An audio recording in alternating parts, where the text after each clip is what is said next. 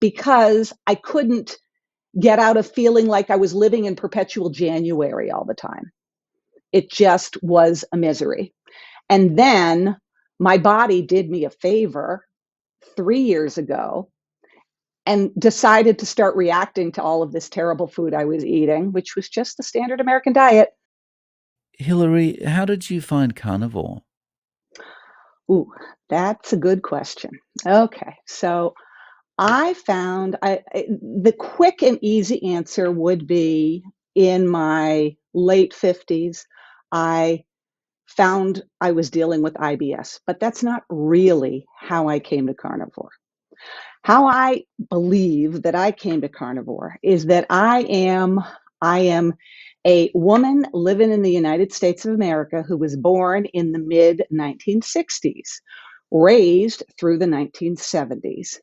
And what that means is that I got a whole lot of not really good nutritional information for my entire life, which I have now discovered. Okay. I've only been on this carnivore, keto, non-processed food journey for about a total of about a year and a half now. But I didn't really go sort of full on carnivore until about maybe 4 or 5 months ago. But a year and a half ago, because I was trying to address why the heck do I have this very annoying and limiting your life IBS situation, I stumbled onto a whole bunch of different things on YouTube. Most notably, my gateway in was Dr. Ken Berry, and also the doctor who wrote "Stay Off My Operating Table." I can't think of his name right now. Dr. Sorry. Ovadia. That's it, Dr. Ovadia. So I started listening to books and watching YouTube videos, and all of a sudden, all of these pieces that had been going on all my life for really what I felt like since my childhood started to fall into place. Now, back in the 19, we'll shoot to 1970 because that's when I was a sort of aware child and growing and getting peer feedback and all of that. I was the chubby girl. Now, by today's standards, I wouldn't be considered chubby at all, which is really a sad state of, our world. But back in those days, because I wasn't twiggy, stick rail thin like virtually the entire population that I saw around me, I would get taunted and teased for being fat. I probably was about 10 pounds overweight as a 70-pound child, 80-pound child, once I, was nearing adolescence. So I was not in any way, shape, or form obese, but I felt that way. Okay.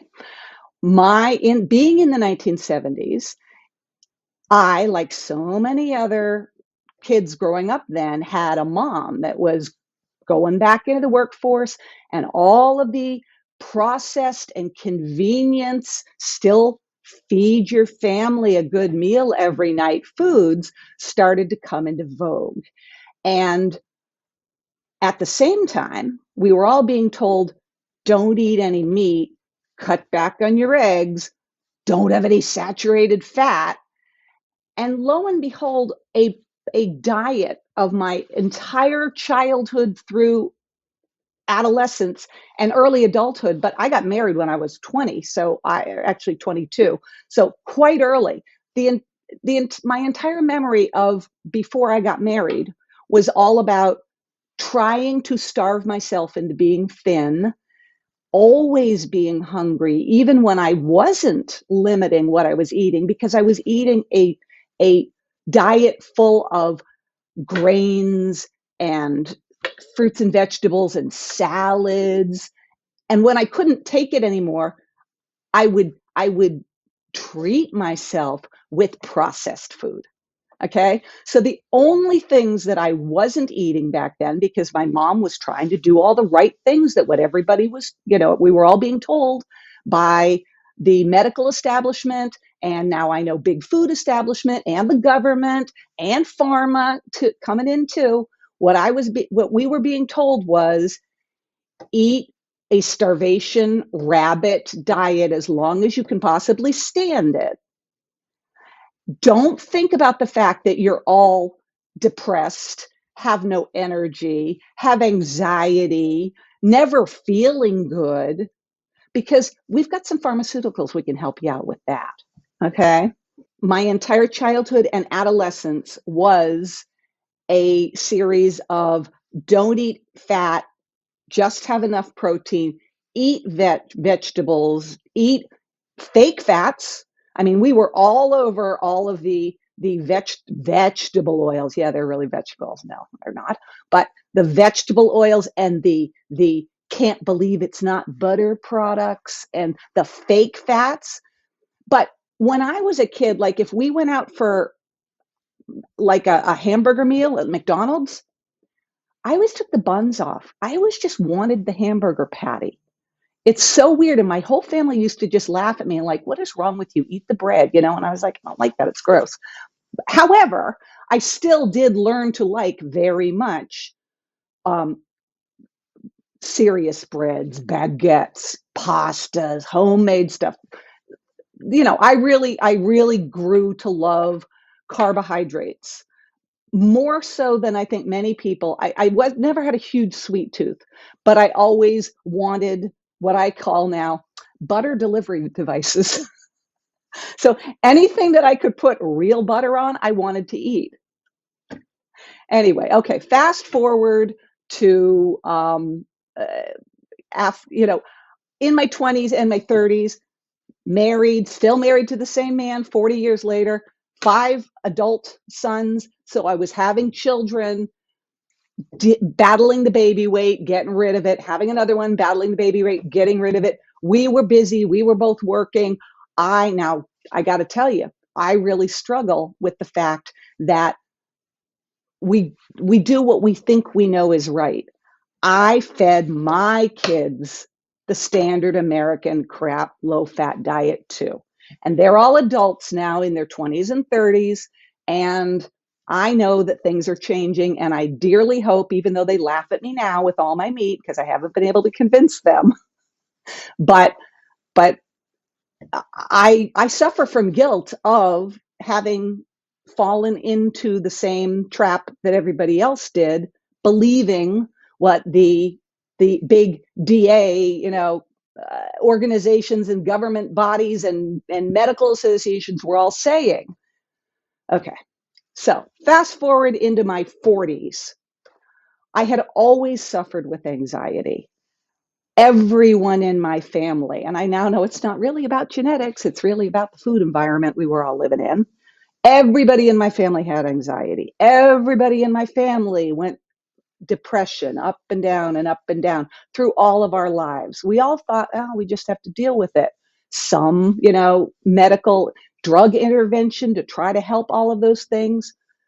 In my late 40s, my mother got diagnosed with Parkinson's. That was, tragic and sad. But when I think back and knowing now what I knew then, she had no healthy fats in her life. She had an entire lifetime of nothing but, and she was a sugaraholic. She really loved the sugar in a way that I kind of feel like I'm fortunate I didn't. I always loved butter and salt. And frankly, butter and salt, that's one of the really great things that carnivore's got going for it. I got to tell you, from a satisfying and taste standpoint. And I also always loved meat, but my mother, she said, no, no, no, meat's bad. We've been told meat is bad. We're going to eat everything but meat. Okay. So my poor mother got diagnosed when I was in my 40s. She was in her 60s, with Parkinson's, and it progressed pretty rapidly. And she passed away in her early 70s from Parkinson's dementia. Okay, well, that's not really, my story. But as I got to be around 50 years old, so we're talking about, I don't know, I'm 59 now. I'll be 60 next year. So almost a decade ago, in addition to the fact that I had been creeping up weight wise, probably a couple of pounds a year for 3 decades. I now was 35 pounds heavier than I am now. Okay. And right now, I weigh what I did when I was in high school. And it's with almost no effort, which I can't even believe. But I have a body that when it's running on sugars and grains holds on to that weight. Okay. And so at any rate, I was at 50 years old, I was feeling like, well, I guess this is what it's like to get old. I would wake up in the morning and I would get out of bed and my back hurt and my right hip hurt and the soles of my feet, the balls of my feet hurt to walk in, and I'd creep, to the bathroom. I was only 50 years old. But at the time I was thinking, all right, well, I'm, my husband and I aren't, and my husband's 8 years older than I am. So I was like, okay, I was lumping myself up there with him age wise. I was like, okay, well, we're not getting any younger anymore. I'm really wearing this body out. Anyway, I was in a bad mood all the time. And I had been increasingly in a bad mood for almost my entire adulthood. And I was doing anything that I could think of except addressing what I was eating to try to do something about this, but it wasn't getting any better. So uh, basically I went through some pretty miserable years. I drank too much wine, and I'm not an alcoholic, and not, never did anything dangerous or stupid, but I was self-medicating myself and my mood because I couldn't get out of feeling like I was living in perpetual January all the time. It just was a misery. And then my body did me a favor 3 years ago and decided to start reacting to all of this terrible food I was eating, which was just the standard American diet, by giving me IBS.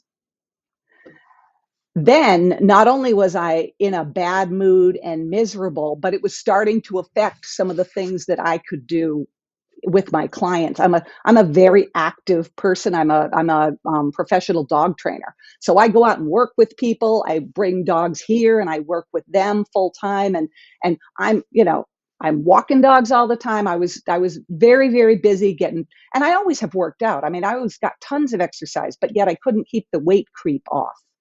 Now I had a problem because I had to know where there was a bathroom, much of the time. Sorry, but this is what we talk about. And and at first I thought, all right, I'm not getting enough vitamins and nutrients that I need. So I did something that turns out to have been very telling. I decided you need more vegetables and fiber in your diet in order to fix this IBS problem, which for me was having to run to the bathroom too often. It wasn't that I was constipated, there was a diarrhea issue. So not only did I start eating more salads, but I also bought myself a subscription to a green powder drink that a lot of people around the world take. Okay. And that made everything so much worse. And I said, I'm doing all the good things I'm supposed to be doing because I'm cutting out all the fats, all, and I've gotten rid of a lot of the processed food I was eating, and I'm eating so many more fruits and vegetables, but this problem is getting worse. And that's when I started doing internet searches. And I don't know how I stumbled on Dr. Berry and Dr. Ovadia, but as soon as I started, also the Case Against Sugar, Gary Taubes. And when I started listening to them, and then I got their books, and I started really, reading audiobook, listening, I said, oh, my body doesn't want all these vegetables and fibers with different forms of sucrose mixed into them, especially that powder. That green stuff is very sweet. Okay. So I said, all right, first I'm going to cut out the obvious refined sugar in my diet. And I'm going to cut out the processed foods as best I can. But what I couldn't figure out until I found Carnivore is at that point, I frankly was eating as the things that I liked to eat, I was eating as my only dopamine and reward in my life. And I couldn't figure out until carnivore, until I heard about that, how to still have enjoyment and enjoy my food while doing it healthfully, because the whole salad, based, plant based, I never went all plant based, but I was pretty darn close. And it was bad and I didn't enjoy it and I couldn't live that way. So then I said, well, maybe I'll try this meat thing because I've always really liked meat. And then when I got deeper into it, I said, what? I can have butter? Oh, like the sound of that. I can have meat and butter and eggs. I can have eggs. Oh my God, I haven't had eggs for breakfast in years. I can have bacon. So this whole world opened up to me. And lo and behold, I discovered that I had been a whole lot sicker than I ever had a clue about.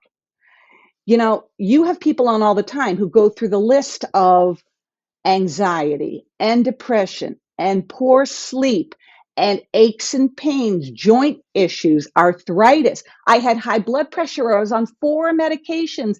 I had high cholesterol. I was on cholesterol medications. I was taking daily Motrin and Tylenol to try to deal with all the joint pain. My hair was falling out. My gums were always inflamed, and I always had really, pain. Like I didn't want to floss my teeth because they would bleed. Um, you name it. You come up with just about any symptom that isn't a condition that is diagnosed by a doctor, except the blood pressure. I'd always had kind of an irregular heartbeat and high blood pressure. Well, guess what? I don't anymore. And I've gotten rid of all my medications, and my blood pressure is routinely 115 over 75. And it's truly incredible. And I get to eat all of this delicious food, and I don't have to force myself to eat all of the vegetables and fake food that I was trying to eat in my diet lifestyle, trying to keep my weight down. Because when I started all of this a year and a half ago, I'm 5'7". I was 5'7" woman. I weighed 166 pounds. I now weigh 129 or 30. So I have lost 35, 36 pounds. And I did not start this to lose weight. I just naturally said, oh, I'm almost 60. So I've been through, I'm going through menopause, and women always feel miserable and stop being able to sleep and put on weight with menopause, right? Guess what? I feel like better than I ever did in my 20s and 30s now. I have so much energy. I'm never in a bad mood. I'm always looking on the bright side of everything. I walk around the world and smile. I don't even feel like the same person. And it's all because and I enjoy my meals so much, and they're so satisfying. I don't snack anymore because I'm not constantly cycling through this hunger thing of, grains and plant based and flour based products constantly making me hungry every 2 hours. I mean, probably I eat two distinct meals a day. I eat my main meal at like between 1 and 2 o'clock in the afternoon, and then I eat what I call dinner, which is a smaller portion of the same group of foods between 6 and 7 o'clock. In the morning, I do. Now, a lot of carnivores don't have coffee. I do. I drink one, full cup of coffee, a large size, what we have here in US, Dunkin', coffee every day with just heavy cream in it. There's no sweeteners, there's no sugars, nothing like that. No shots, no Starbucks nonsense. And I will have, if I'm hungry in the morning, I will have a couple of, I keep, bacon in the fridge. I'll just have a couple strips of bacon, and that just gets me to mealtime. But the rest of the time, I feel great. I feel satiated. And one of the greatest things is I sleep at night. I used to wake up 3 and 4 times a night, all night long. And I got so used to that back in my 20s and 30s when I had all my kids. I mean, I've been sleep deprived for 3 decades and I didn't know it. I snored. I clearly had some sort of sleep apnea because what I'm convinced is my whole body was just inflamed, just a constant state of inflammation. And now I feel like a human being is supposed to feel. And I'm almost 60 now, but at least I figured it out now, not when I'm 90, you know? That's awesome. Um, so just to follow up with the meals, basically that's like steak. Oh yeah. I my I have I probably have a steak every single day. If I'm not having a steak, I'm having a good portion of steak tips. But steak is my favorite thing. So I do ribeyes, I do New York sirloins, I do fillets, but I have to add fat to those because they're too lean. Or steak tips. That's usually my 1 o'clock to 2 o'clock meal, along with I do have dairy. I will eat cheese along with it. And I don't seem to have a problem with that. Some people do. Um, and then the other meal will often be some ground beef, eggs, um, pork or chicken, seafood. I love seafood, any meat. Yeah. Nice. And what's people's reaction been around you? Firstly, to the way you're eating and also the changes. Have they noticed? Well, people who haven't seen me in a year and a half or a year always notice that I've lost a lot of weight. And the crazy thing is, again, that was not my intention. It just literally when I stopped eating the breads and the pastas and the processed food, the weight fell off of me. I was laughing. I couldn't believe how quickly I went from the mid 160s down. I was like, I got into the 130s and I was like, can I weigh this at my age? I don't think that's possible. And then I got down to, like 129, 130, which is my high school weight. And I was pretty slim in high school because I was working hard at that. And I was like, wow, that's crazy. So people absolutely who have all known me in the context of my entire adult life being 165 pounds were like, wow, you've changed. What's that? The reality is I don't go around saying to the world, I only eat meat, I only eat meat. And because no, my family, I've got 5 adult children, my husband of 40 years, a sister and a brother, adult sibling close by, and my I've got grandkids and my kids have significant others. They all understand that I eat this way and they're supportive, but not yet, not making the same types of changes for themselves because frankly, if I was their age, I wouldn't have believed it either. I think it's really hard when you're in your 20s and 30s to to possibly believe that you can have all those aches and pains routinely every single day and think that they're normal. Okay. So I don't get, I get feedback just from people that I haven't seen in a year. And they're like, oh, what happened to you? And then I say, well, I started just going, I went whole food carnivore. I really mostly just eat meat. And then they get the look, oh, like I'm going to kill myself, and I'm just like, I'm just waiting for, I'm absolutely convinced that in the next 5+ years, this is going to become so much more mainstream and people are going to wake up and say, oh, okay, we got to stop eating all of that garbage. I'm very, very hopeful for, major changes in the US, you know, governments and departments that Uh, be, but that won't happen. I feel like it is going that way, like the big pharma and doctors are never gonna be accepting of this Yeah. because it kind of destroys their bottom line quite a bit. Hmm. But at the end of the day, I see this going the same way as Atkins. Eventually, people are gonna go, "Well, it works."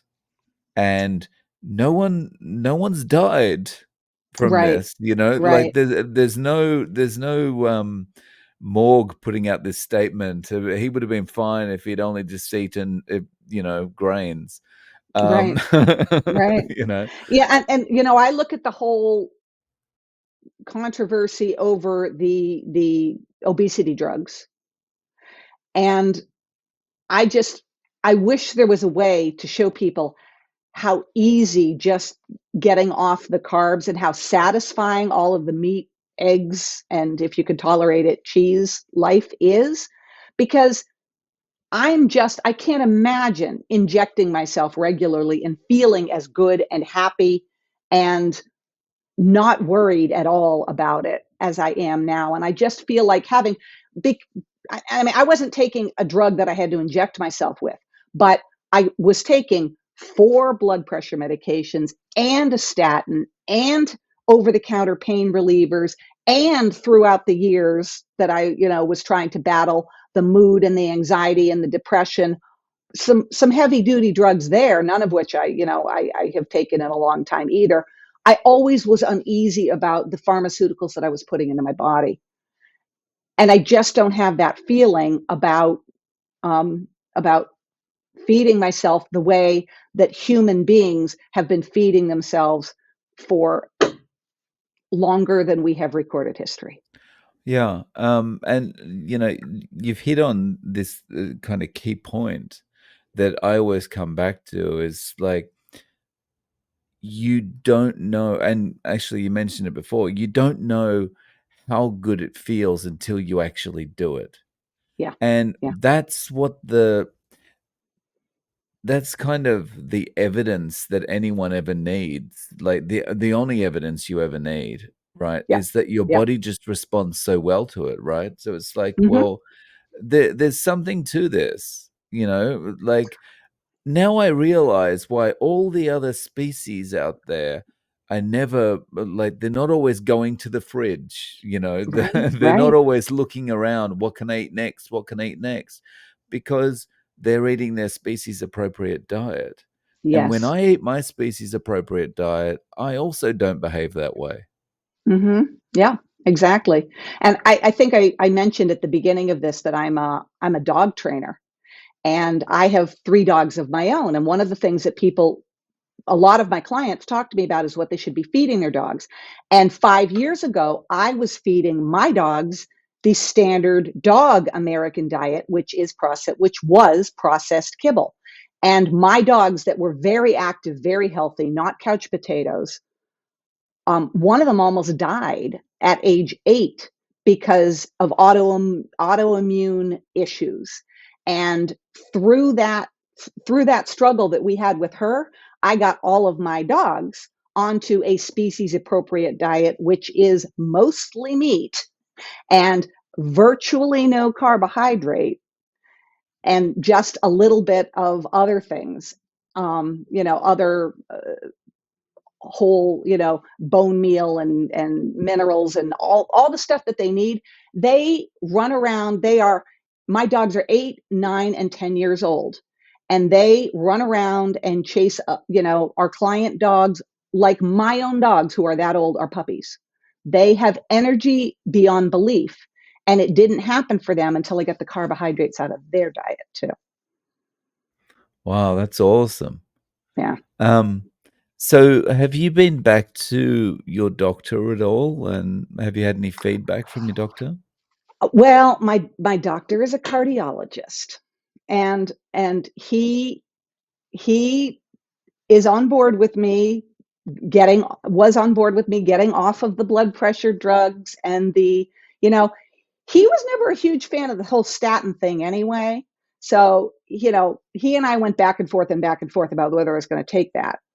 And I did. So he was fine with me getting off of that. But he needed to see my blood work. And he was frankly surprised.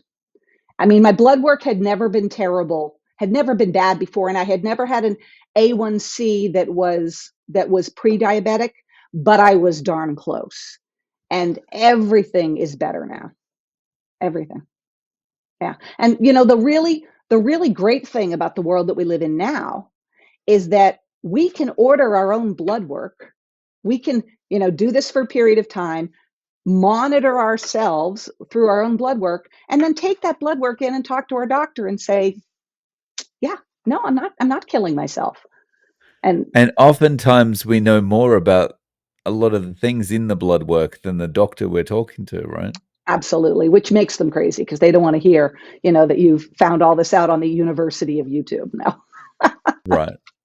Right. They spend a lot of money on those textbooks and university courses. Yeah. They don't want to Yeah. hear it, right? And they've got a whole lot of ego wrapped up in that. Yeah, for sure. But Yeah. my philosophy is nobody's coming to save us. Each of us is responsible for our own choices and our own investigation and testing, on the N of one ourselves. And for me, and I'm not saying that this is right for everybody at all, but for me, this is without question the healthiest I have ever been and ever felt. And there's no way I'm going back to, eating pasta 4 nights a week and, with bread on the side and a little bit of meat in the sauce. No, no, no, no. Those days are gone. When you get far enough away from it and you realize it's just mouth pleasure. It's Yes. just like that Yes. second that it's in my mouth, and then everything following that is like pain or discomfort or Hmm. lethargy. It's For just hours and so hours. not worth it, right? Right. Right. Yeah. It's just incredible. And I Mm. mean, every now and then, do I miss? Yeah, I miss a good salad dressing. I don't miss the salad, but frankly, we used to eat salad because we really wanted the dressing, right? I miss a Caesar salad. And every now and then I'll say, I just have a little one because we're all going out. And my body gives me immediate feedback and says, nope. Like, and over the holidays, I don't have a sweet tooth, so I didn't succumb to the cookies and the gifts of candy that came my way. And yeah, that's another thing is a lot of people still give me a lot of gifts of sweets, and I just I'm gracious and I thank them, but then I give them to someone else. But I didn't succumb to all of that over the holidays. But I did, like have periodically little piece of bread or just a small tiny bit of the pasta that everyone else was eating. And my body doesn't react badly to a tiny portion, but if I say I'm just going to have a little bit more and a little bit more, I will immediately wake up the next day with arthritic pain in my hip, the balls of my feet hurt, my wrist joints. Oh, and I forgot to mention, one I had two significant carpal tunnel wrists, and one of them is completely all healed, and the other one is at least 50% better. And I've been trying to avoid having surgery, and I probably will never have surgery for them now. Wow, nice. Yeah. Um, yeah, and those kind of reminders when you do overdo it with, when you go, "I'll have a bit of bread and I'll have another bit of bread," and whatever, Yeah. uh, Hmm. like, the getting the pain back is good way of keeping you on track, Yeah. right? It's immediate from me, for me. It's immediate feedback from my body. And no, no, no, no, no. You don't want that. See, I think this is the problem, where we go through, from our 20s onwards, we Hmm. kinda go on a diet, we lose weight, and then you go back to eating the normal way and you go, "Oh, look, I'm doing okay. I'm Hmm. doing alright," and then the weight comes on slowly, so you Yeah. kinda don't notice it, right? And Yep. then you get back to that weight again and you're unhappy and whatever, but you feel stuck and it takes a long time to get back onto a diet and everything's in slow motion. But because when you have that little bit of bread now, your wrists start hurting or the hip starts Hmm. hurting or the balls of your feet start hurting immediately, it's like, "Okay, well, I know I need to stop this." Yep. Yep. So it's, having that immediate feedback is so much better. It is so much better. And Mm. the one sweet that I used to really have a hard time resisting is there's a frozen yogurt store in my town, and they make all sorts of exotic flavors. And but it was always, back when I was fighting the whole calories, calories, calories battle. I have no idea. I never measure calories anymore. That's so liberating. It's wonderful. But back in the old days, I would eat some of that frozen yogurt like 3 times a week to treat myself. Okay. And some of it had artificial sweetener and some of it had, good old sugar and who knows, how much corn syrup or whatever. If I go and have just a little tiny kitty serving of that now, I'm up in I'm awake in the middle of the night with panic attacks. Not because I ate that, but because that's what the sugar does to my brain. I mean, I used to have terrible sleep anxiety. I didn't even like going to bed because I knew what a struggle it was going to be. And now I sleep 8 hours, and it's the greatest thing in the world. It's just amazing to me. Awesome. So Hillary, if a friend said to you, "Okay, I want to give this a try," Mhm. what advice would you give them to get started with carnivore? I think the most important thing is to not only have an open mind, but to know, but to embrace the idea that we have all gotten the wrong message most of our lives. For anybody who's up to the age of 60, if you just embrace the doctors didn't mean it, but they got it wrong. Your mom didn't mean it, but she got it wrong. I, as a mother, didn't mean it, but I got it wrong. If you just can flip your mind and shut off all the messages that you're currently getting about don't eat saturated fat and don't eat too much meat because that'll give you cancer, baloney. If that's for me, that's the biggest thing is you have to embrace that you can eat and enjoy the food and be satisfied and still lose weight and be healthier. It's so liberating. It's incredible. But I never would have believed it 10 years ago if someone had said it to me, which is why I love seeing your channel and all the other channels about all the people that are saying, look, I wouldn't have believed it either. But here's my before picture and here's my after picture, and all my blood work is good, and I enjoy food again. I just don't, I just had to. My sister, who is not doing this, and I would love it if she did, but it's everybody's own choice. She, 15 years ago, did Atkins. And I remember saying to her when she was doing Atkins, oh my God, I can never give up my bread. I couldn't do that. I couldn't give up pasta. I said that. Well, here I am 15 years later, trying to give her the very same message back again. And she did really well with it for about a year and a half. But, I think it's just, we are so brainwashed and so pre-programmed to think meat bad, animal fat bad, artificial fake food good, as long as it's not Doritos. No, it's all bad. If it's made in a factory, it's bad for you. Yeah. Yeah, it's strange that we've allowed ourselves. Well, it's not strange; it's kind of human nature. We've allowed ourselves to have the authorities make us believe that something that's manufactured is better than something that just occurs naturally. Yeah, Mm, absolutely. yeah. Absolutely. But I'm So, never going back ever. mm. So how can people reach out to you, Hillary? Do you have any social media or any way of getting in I actually contact? do. I do. I've got a pretty sizable following on Instagram, but it's not my name, Hillary Ratcliffe. It's Good Wellesley Dogs because it's my dog training Instagram channel. So anybody who wants to message me, if anybody ever would, who knows? But if they want to talk more about, my experience, message me through Instagram at Good Wellesley Dogs. Awesome. I'll link to that in the description. Super. Hillary, thank you so much for coming on and sharing your story. I really appreciate your time. Thank you, Dave. You do a terrific job. Take care.